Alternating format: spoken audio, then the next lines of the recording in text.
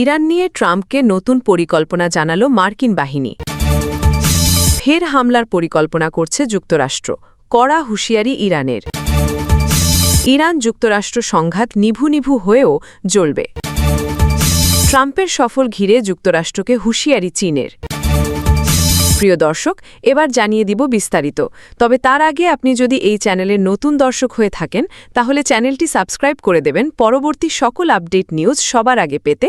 এবং আপনি যদি নিরীহ ইরানিদের ভালোবাসেন তাহলে আই লাভ ইরান লিখে বিশ্ববাসীকে জানিয়ে দেবেন। এবার বিস্তারিত। ইরান ইস্যুতে মার্কিন প্রেসিডেন্ট ডোনাল্ড ট্রাম্পকে নতুন পরিকল্পনা জানিয়েছে সামরিক বাহিনী। একটি উচ্চ পর্যায়ের বৈঠকে তাকে পরিকল্পনার বিস্তারিত জানানো হয়েছে। শুক্রবার আল জাজিরার এক প্রতিবেদনে এ তথ্য জানানো হয়েছে। মার্কিন সংবাদমাধ্যম অ্যাক্সিয়াস জানিয়েছে, দুজন ঊর্ধ্বতন মার্কিন কর্মকর্তার বরাতে জানা গেছে, বৃহস্পতিবার সন্ধ্যায় প্রেসিডেন্ট ট্রাম্পকে নিয়ে একটি উচ্চ পর্যায়ের সামরিক ব্রিফিং অনুষ্ঠিত হয়েছে। প্রায় ৪৫ মিনিটের এই বৈঠকে মার্কিন সেন্ট্রাল কমান্ডের কমান্ডার অ্যাডমিরাল ব্র্যাড কুপার এবং জয়েন্ট চিফস অফ স্টাফের chairman general Dan Caine president ট্রাম্পকে ইরানের বিরুদ্ধে সম্ভাব্য নতুন সামরিক পদক্ষেপের পরিকল্পনা উপস্থাপন করেন। সূত্র জানিয়েছে, এই বৈঠকে মূলত সম্ভাব্য বিমান হামলা বা সামরিক অভিযানের বিভিন্ন বিকল্প নিয়ে আলোচনা হয়েছে, কারণ মার্কিন প্রশাসন বর্তমানে ইরান ইস্যুতে পরবর্তী পদক্ষেপ কী হবে তা বিবেচনা করছে। এদিকে মার্কিন যুক্তরাষ্ট্রের সম্ভাব্য নতুন সামরিক অভিযানের প্রেক্ষাপটে পাল্টা দীর্ঘস্থায়ী ও বেদনাদায়ক আঘাত হানার হুঁশিয়ারি দিয়েছে ইরান। একই সঙ্গে হরমুজ প্রণালীর উপর নিজেদের নিয়ন্ত্রণের দাবি পুনর্ব্যক্ত করেছে তেহরান, যা এই গুরুত্বপূর্ণ জলপথ সচল করতে মার্কিন উদ্যোগকে আরও জটিল করে তুলেছে। যুক্তরাষ্ট্র নতুন করে সামরিক হামলার পরিকল্পনা করছে এমন আশঙ্কার মধ্যেই পাল্টা দীর্ঘস্থায়ী ও বেদনাদায়ক আঘাত হানার হুঁশিয়ারি দিয়েছে ইরান। একই সঙ্গে হরমুজ প্রণালীর উপর নিজেদের নিয়ন্ত্রণের দাবি পুনর্ব্যক্ত করেছে তেহরান, যা এই গুরুত্বপূর্ণ জলপথ সচল করতে মার্কিন উদ্যোগকে আরও জটিল করে তুলেছে। ৩০ এপ্রিল ইরানের শীর্ষ কর্মকর্তারা এই সতর্কবার্তা দেন বলে জানিয়েছে রয়টার্স। প্রতিবেদনে বলা হয়, মার্কিন যুক্তরাষ্ট্র ইসরায়েল বনাম ইরান যুদ্ধের ২ মাস অতিবাহিত হওয়ার পরও এই গুরুত্বপূর্ণ সমুদ্রপথটি এখনও বন্ধ রয়েছে, যা বিশ্বের ২০% তেল ও গ্যাস সরবরাহকে বাধাগ্রস্ত করছে। এর ফলে বৈশ্বিক জ্বালানি তেলের দাম বৃদ্ধি এবং অর্থনৈতিক মন্দার ঝুঁকি নিয়ে উদ্বেগ ঘনীভূত হয়েছে। ৭ এপ্রিল থেকে একটি যুদ্ধবিরতি কার্যকর থাকলেও সংঘাত নিরসনের প্রচেষ্টাগুলো বর্তমানে অচলাবস্থায় পড়েছে। ইরানের তেল রপ্তানির উপর মার্কিন নৌ অবরোধের প্রতিক্রিয়ায় তেহরান এখনও প্রণালীটি বন্ধ করে রেখেছে, যা তাদের অর্থনীতির মূল চালিকা শক্তি।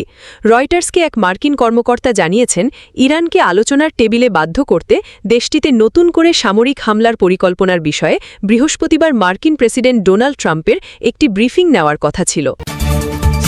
ইরানে যুক্তরাষ্ট্র ও ইসরায়েলের যৌথ হামলার মধ্য দিয়ে গত ২৮ ফেব্রুয়ারি মধ্যপ্রাচ্যে যুদ্ধ শুরু হওয়ার মাস অতিবাহিত হলেও বিদ্যমান অচলাবস্থা নিরসনের কোনো লক্ষণ দেখা যায়নি।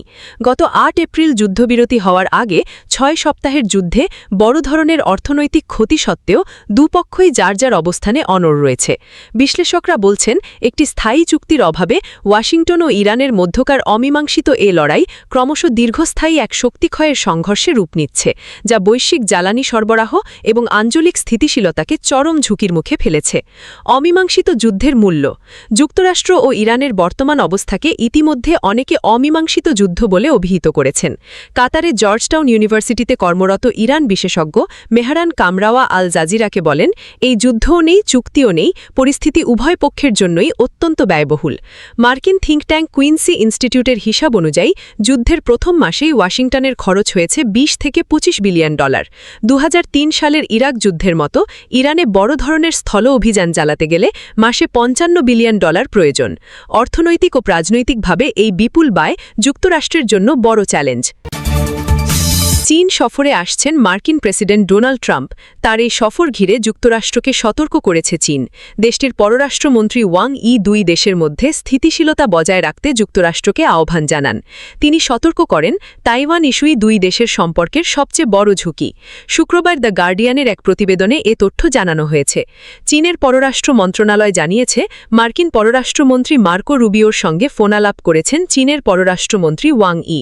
এ সময় তিনি বেইজিং ও যুক্তরাষ্ট্রকে দেশকে কঠোর পরিশ্রমে অর্জিত স্থিতিশীলতা রক্ষা করতে আহ্বান জানান। মার্কিন স্টেট ডিপার্টমেন্টের এক কর্মকর্তা ফোনালাপের বিষয়টি নিশ্চিত করেছেন।